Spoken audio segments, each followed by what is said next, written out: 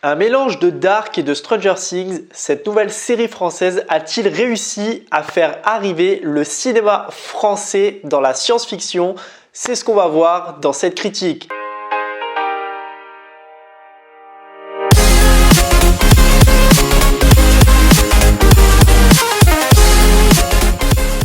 Donc tout d'abord, de quoi parle cette série? Quatre amis d'enfance, Sam, Bilal, Roman et Victor, vivent dans un village calme dans les montagnes quand un mystérieux événement bouleverse leur vie.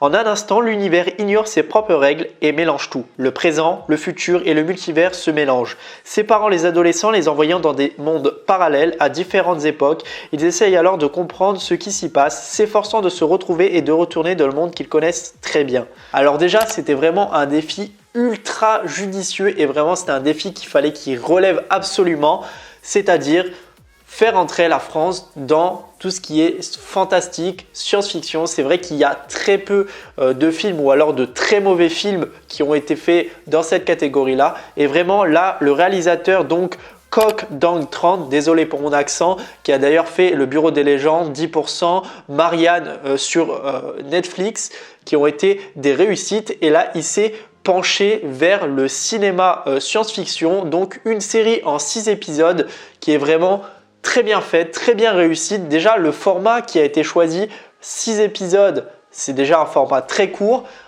qui dure à peu près entre 30 à 40 minutes, donc ce qui fait réellement un bon dynamisme à la série. Donc c'est vraiment quelque chose dans lequel vous n'allez pas vous ennuyer parce que vraiment il y a toujours des rebondissements, des révélations à chaque épisode et il n'y a pas de temps mort. Donc ça c'est ce qui est vraiment très cool, c'est que vraiment ça ne vous laisse pas dans une petite partie où vous allez être dans un ennui total. Là vraiment c'est fluide, ça passe vraiment très bien et ça c'est plutôt cool.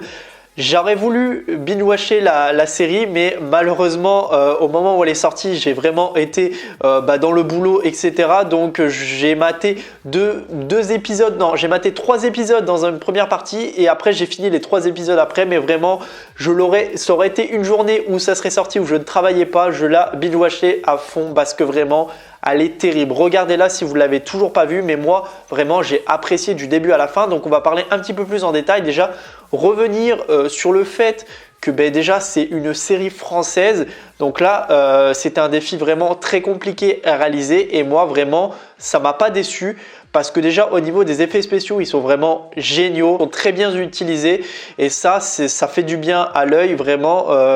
Les plans de caméra aussi, les décors aussi sont très sublimes. Déjà, d'avoir utilisé la montagne, qui est vraiment un endroit où, qui n'est pas forcément utilisé dans n'importe quel film ou série.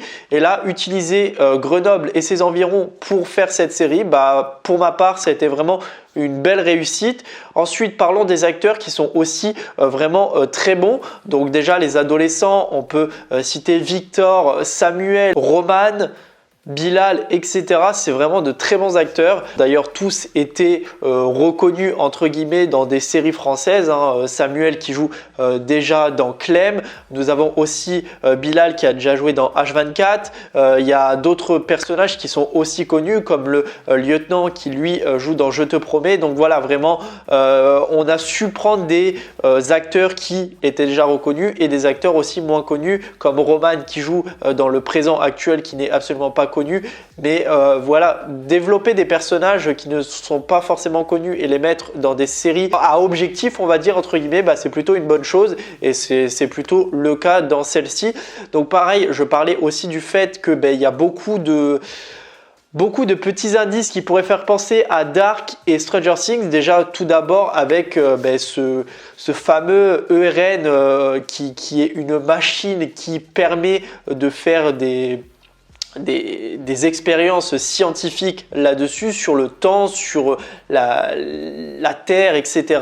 Comme ça nous est expliqué dans la série.